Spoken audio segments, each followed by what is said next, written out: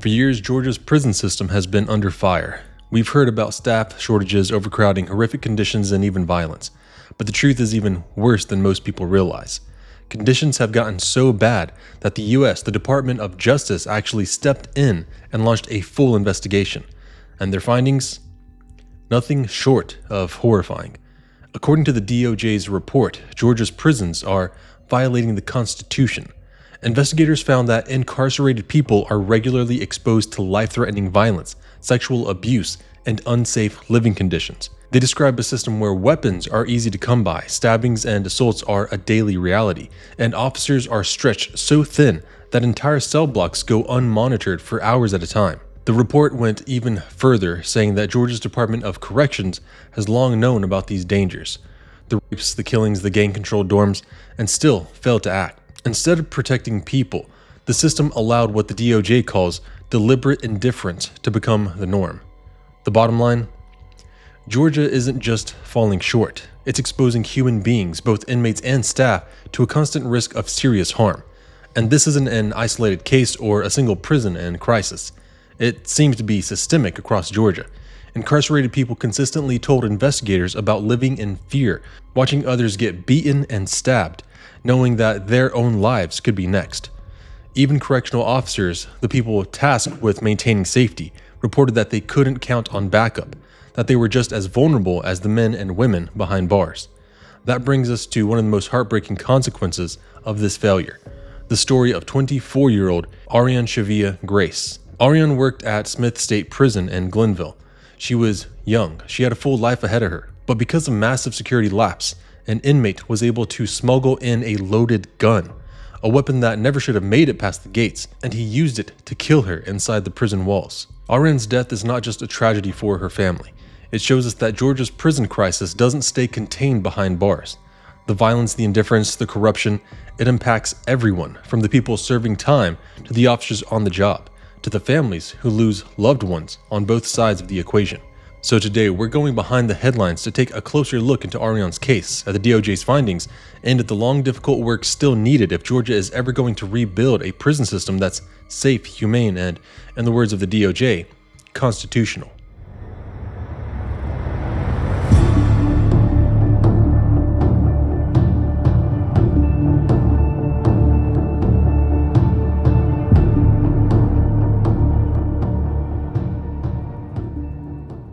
Arian Grace wasn't just another name in the headlines. She was a daughter, a sister, a friend, and most importantly, a mom.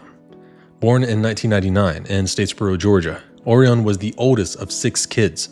From an early age, she stepped into that role of caretaker, always looking out for her younger siblings, making sure that they had what they needed. Her mom, DeShonda, says raising Arian felt like having a built-in best friend. The two grew up together in many ways, and as Arian got older, their bond was less like mother and daughter and more like 2 inseparable friends. Arian graduated from Statesboro High School in 2018, and just a year later, she became a mom herself. First to a daughter in 2019, and then to a son a few years after that. Her children became the center of her universe. Everything she did, the long hours, the back-to-back shifts, sometimes working 12 or 13 days in a row, was all for them. Friends say she never complained, because providing for her kids mattered more than anything else. And to everyone around her, Arian was pure light, kind, respectful, generous, the type of person who would literally give you the shirt off her back. She opened her doors to people who had nowhere else to go. She stood by friends in hard times, and she had a way of making people feel loved and cared for. Her heart was huge, her spirit warm, and people loved her right back. But in June of 2024, Arian's life was stolen in the very place she should have been safe, at work. Just 5 months into a new job, working in the kitchen at Smith State Prison in Glenville, she was shot and killed by an inmate who never should have had a gun in the first place. Smith State Prison is considered a close-security prison that houses up to 1,500 offenders who are considered violent, high risk, or an escape risk. She was only 24 years old, her daughter just 4, her son barely 1 when they lost their mother. 2 little ones now left without a mother, a family left without a rock, all because of a massive security failure, the kind that experts say has plagued Georgia's prisons for years. And here's the thing, this wasn't just a random tragedy. Georgia's prison system has been under fire for decades.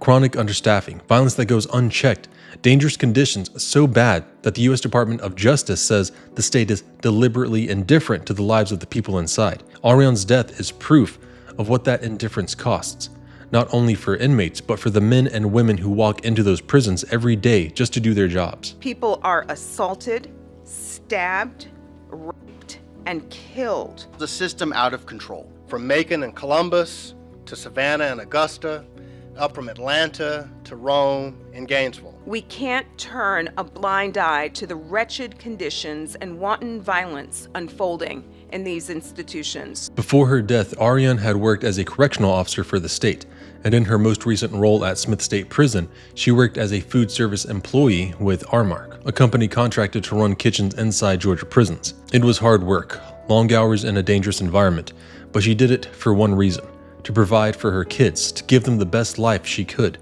And that's what makes this story so heartbreaking. Arian's life wasn't taken by accident. It was taken because of a system that failed her. A system that allowed a deadly weapon to end up in the hands of a convicted killer inside a maximum security prison. Her death wasn't just a tragedy, it was preventable, and it's part of a bigger problem that Georgia can no longer afford to ignore, because the question still hangs heavy over this case. Who would want to hurt a young mother? Why would anyone target her? And how was a man serving time for manslaughter able to get a loaded gun behind prison walls? It was the early morning hours of Sunday, June 16th, 2024, when Arian's light was stolen far too soon. Around 4:30 a.m., while working her shift in the prison kitchen, she was shot and killed, pronounced dead at the scene. And her killer? He wasn't some stranger who broke in. He was someone she knew, an inmate inside Smith State Prison. A convicted killer who shouldn't have been anywhere near her that night, let alone inside the kitchen. From the very beginning, investigators knew this wasn't random. This was a targeted attack. And according to Arian's family attorney, there were no guards in the kitchen area when the 24-year-old kitchen employee was shot and killed. The shooter was 34-year-old inmate Jadrekis Hart. After taking Arian's life, he turned the gun on himself and later died at a nearby hospital. But the biggest question loomed large. How did a convicted killer already serving a 20-year sentence for voluntary manslaughter and aggravated battery get his hands on a loaded gun inside a maximum security prison? According to the Georgia Department of Corrections, Jadrekis and Arian had a personal relationship. Officials say they even found a suicide note believed to be written by Jadrekis. That pointed to this connection and relationship as the motive for what they called a murder-suicide. But officials have never officially stated what that personal relationship looked like. Were they romantically involved with each other or simply close friends? It's easy to assume they may have been romantically involved with one another, but I just want to be clear that has never been 100% confirmed. But that explanation only left Arian's family with more questions than answers. Jadrekis' violent past was well documented. Back in 2013, he shot and killed a man at a Memorial Day party after an argument, then fled the scene. He was sentenced in 2015 and wasn't supposed to be released until 2043. And yet, despite his record, despite being a known danger, he was in the kitchen that night with Arian, where he never should have been. The fallout was immediate. Prisons across Georgia went into lockdown, but lockdowns don't erase the most disturbing question of all. How did a deadly weapon make its way into a maximum security prison? After the shooting, the Department of Corrections suggested that Arian herself may have been involved in helping the inmates smuggle the gun inside the prison walls. But her family insists that this isn't true. Her mother says the gun was already inside the facility long before Arian started working there, and that prison officials had known about it for more than a year but did nothing. She also says Jadrekis in particular was favored by staff, so he was supposedly allowed to break rules and move freely where other inmates couldn't, thus claiming this is why he was in the kitchen area in the first place. But one article did state that Jadrekis actually did work the kitchen detail, which was why he and Arian were both in the kitchen area at the time of the deadly shooting, and could possibly explain how the two may have grown a more personal relationship. My child is dead, and it's no explanation for a firearm to be inside of a prison, Arian's mother Deshonda Hagans said. Why didn't they search him when he left his dorm? Why didn't they search him before he came to the cafeteria? Why was none of those things done? If that's true, then Arian's death wasn't just the result of one inmate's actions. It was the result of an entire system turning a blind eye to the dangers inside its walls. In fact, Arian's mother filed a lawsuit against the prison, accusing staff of failing to keep her daughter safe.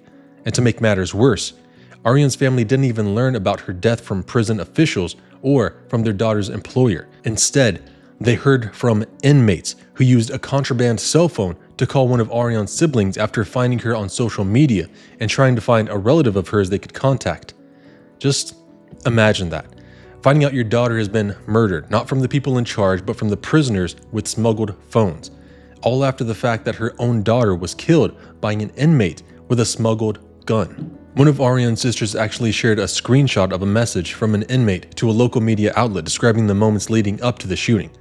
In the text, the shooter, Jadrekis Hart, is referred to as J-Money by the other inmate.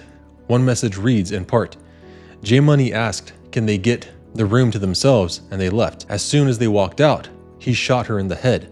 She fell off the countertop, and he shot her again, then shot himself. In another message which the family says they deleted, the inmate wrote that Arian's last words were, but I have children. The reality hit her mother, Deshonda Higgins, like a punch. I just started screaming and panicking. I didn't wait for nobody else to call because I just wanted to go and put eyes on my child. So I went to the prison. According to prison officials, that call from the inmates was premature. They said staff were still working to confirm exactly what had happened so that they could properly communicate the details to her family, but from her mother's perspective, the damage was already done. The people in charge failed her daughter, and then failed her family too. And according to Arian's mother, prison officials failed her daughter at every level. Failed to keep her safe, failed to keep weapons out, failed to even notify her family properly. My child is dead, and there's no explanation for a firearm to be inside a prison. She didn't deserve to die. She didn't deserve to leave her 2 children. Nobody deserves that. I wouldn't wish this on my worst enemy, Arian's mother said. Attorney Nichole Hart, who represents Arian Grace's family, says her loved ones are still grappling with the truth. Not just about the depth of Arian's relationship with the inmate, but about how the system failed her. The real question isn't about their bond, Attorney Nichole Hart explained. It's about how in the world a convicted killer managed to get a gun inside a maximum security prison. A firearm inside the prison system is beyond me. There's no way Arian brought that weapon in. The security she went through made that impossible. Security elsewhere is where the cracks are. We believe that gun was there long before she ever started working at Smith. The Department of Corrections, however, has pushed back. Lori Benoit, head of the Office of Public Affairs, issued a statement saying that reports of a weapon inside the facility were investigated. According to her, a shakedown of the prison turned up nothing, and the inmate who raised the alarm later admitted that there wasn't a gun. She added that the investigation into Arian's murder remains active and ongoing, but Arian's family says they've been met with disrespect at every turn. Not only did they not learn of Arian's death from prison officials, but they say investigators then tore through Arian's home the day after she died, combing through all of her belongings and possessions as potential evidence, leaving her family shaken. No one deserves to die. And especially at work, where she was working hard to take care of her kids. And the biggest question still lingers. How did the gun get into the prison walls? Former corrections staff say most likely the answer lies at the prison's weakest point, the back gate. While the front entrance is tightly secured with scanners and checkpoints, deliveries coming in the rear are rarely inspected thoroughly. With chronic staff shortages, pallets of food and supplies often slip through without being opened. There could be anything in those containers besides rice and beans, one former officer admitted anonymously to a local media outlet. Warnings about firearms at Smith State Prison had actually surfaced long before Arian's death. A whistleblower claims she handed officials a note from an inmate in 2022 detailing 2 handguns hidden in the lockdown unit, even naming the specific cells. Yet according to her, the search that followed was cursory at best. No lockdown, no emergency response, and ultimately no guns recovered. I would hear about guns in the institution regularly, she said, but nothing was ever done. On top of that, prisons across Georgia, including Smith, have been plagued by contraband smuggling via drones. In one 2023 incident, officers watched a drone crash near the facility. When they moved in, they seized a stash of items, including 2 loaded handguns.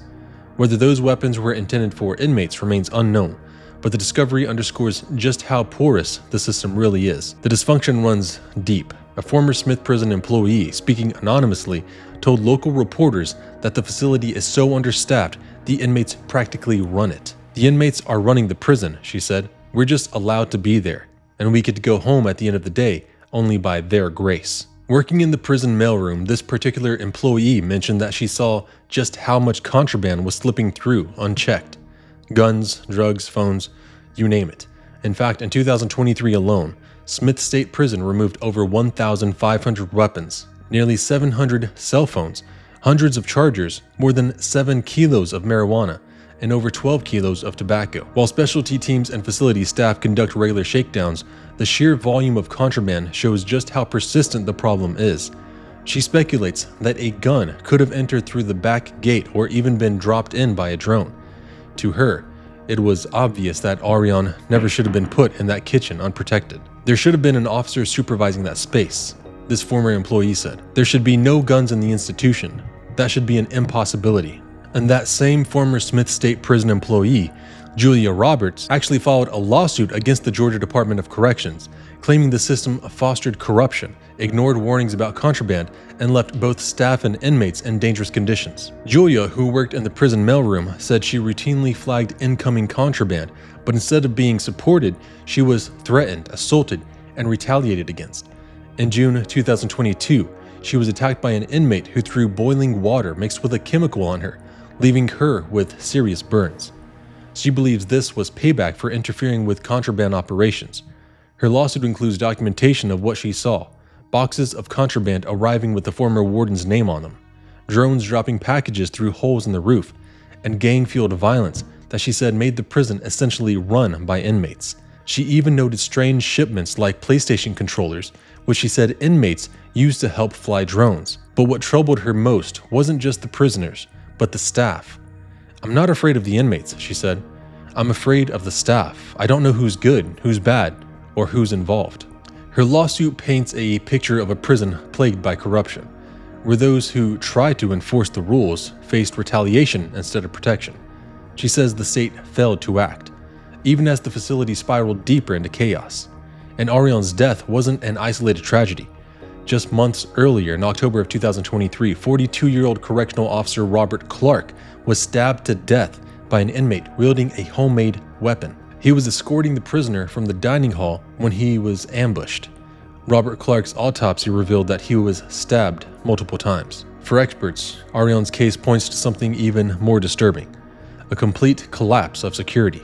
Hugh Hurwitz, the former acting director of the Federal Bureau of Prisons, said shootings inside prisons are extraordinarily rare and almost always signal catastrophic failure. "Somebody brought that gun in, threw it in, or flew it in," he said. "Maybe it was a staff member, maybe it was someone on the outside, but whoever it was, the system failed, and now a young mother is dead because of it." And if all of this wasn't enough, the guns, the murders, the contraband, the corruption, there's another layer to the story, one that makes you question what's really going on inside Smith State Prison's walls. Around a year before Arian was killed, the prison's own warden, the highest authority in the facility, was arrested and charged in connection with a sprawling gang and contraband ring. His name was Bryan Adams, and investigators say he wasn't just turning a blind eye. He was allegedly working directly with a violent gang known as the Ives St. Lawrence Squad. According to court filings, this wasn't small-time smuggling. We're talking drugs, weapons, luxury clothes, even jewelry being funneled in and out of the prison like it was a business. Investigators even tied the gang to at least one murder and a botched assassination attempt. Bryan Adams, the warden, was accused of taking money, lying to investigators, and betraying his oath as a public officer. He was hit with charges under Georgia's RICO law, the same type of law used to go after mob bosses. Now, here's why this matters. If the top man in charge of security was allegedly in cahoots with a gang that ran both inside and outside the prison's fences, what does that say about the prison's ability to control weapons, drugs, or violence? If gangs could smuggle in designer clothes and jewelry, what's to stop a gun from slipping through? It paints a chilling picture.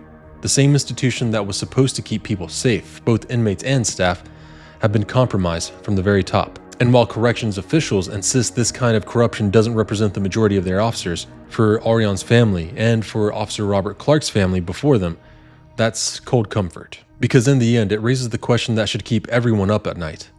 If gangs are running the show inside a maximum security prison, who's really in control? The state or the criminals? And that's not all.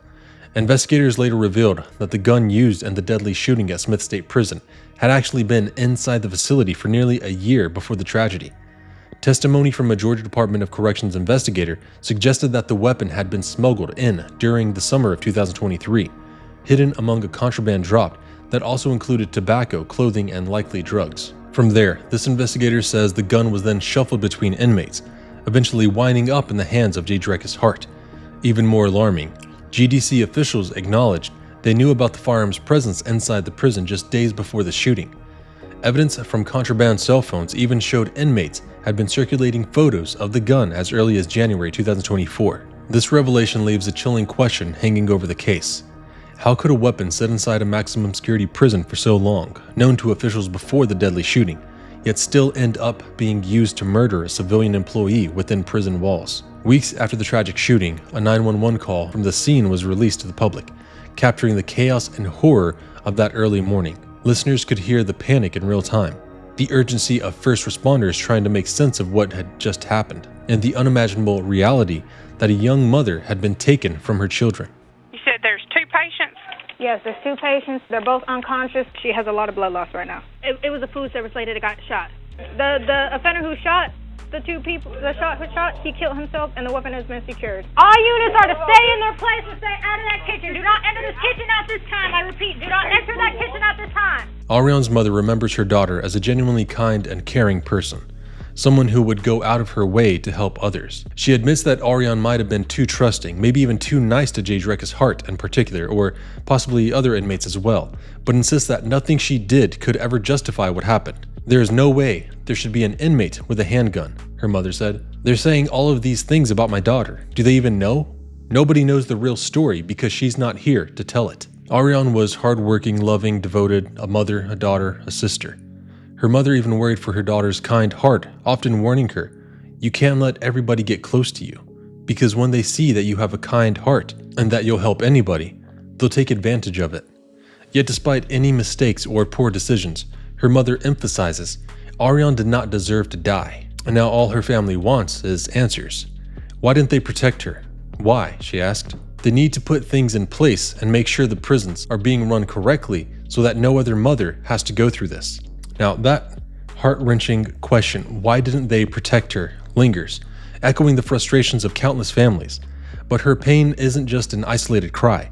It's a reflection of a systemic failure that stretches far beyond Smith State Prison. In October 2024, the U.S. Department of Justice released a scathing report revealing that conditions in Georgia's prisons violate the 8th Amendment, which prohibits cruel and unusual punishment. This wasn't just about one facility.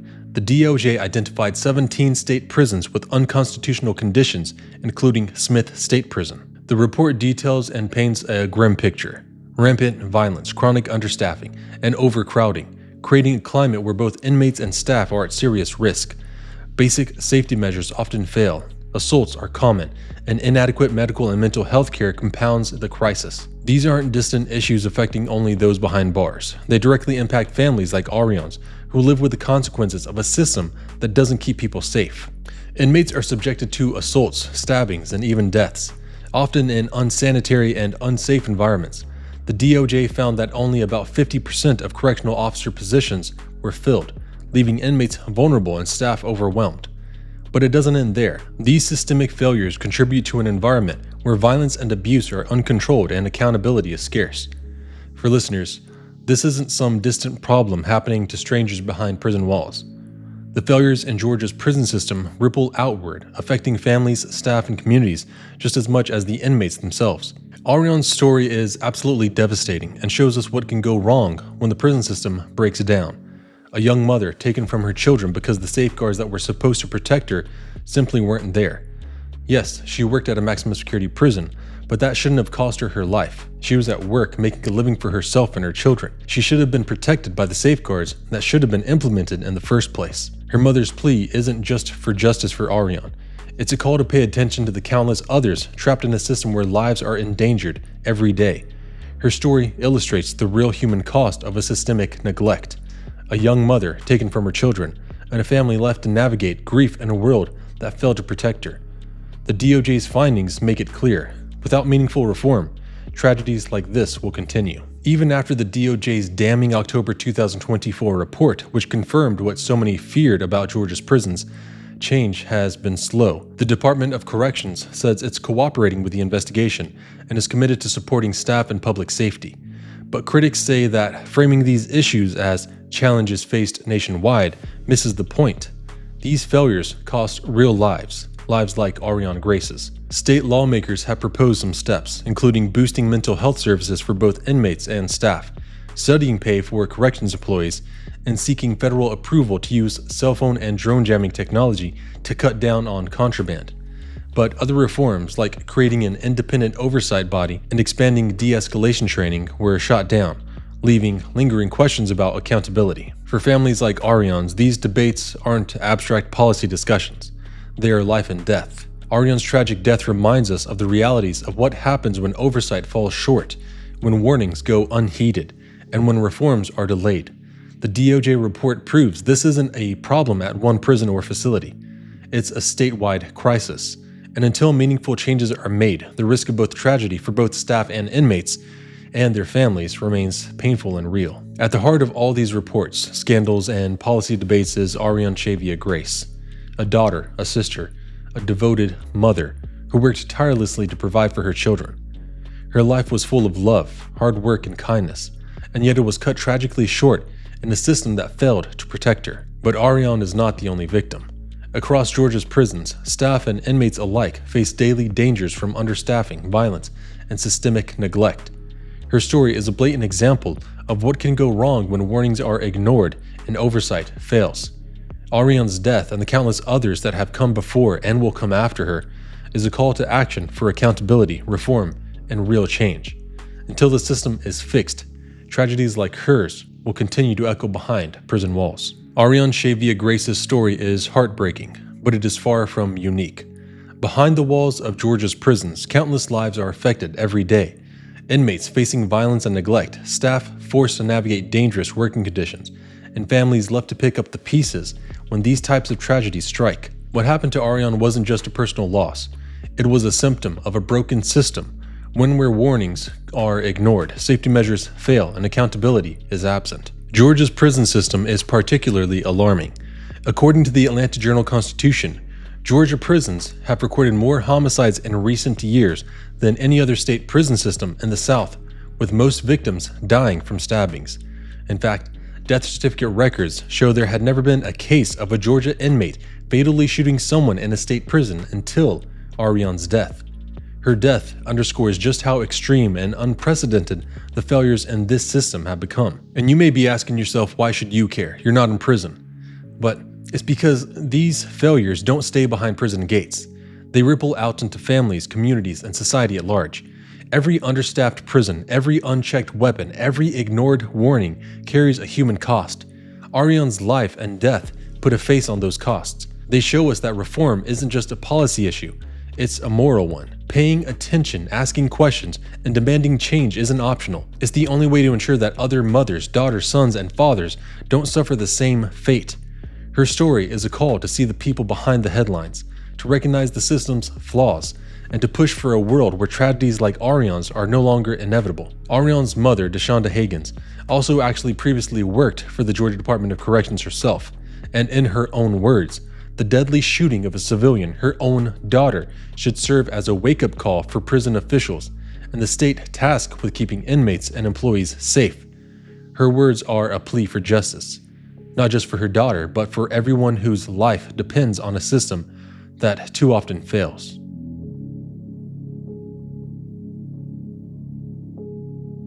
This has been Joshua John with Behind the Headlines, and until next time, stay safe.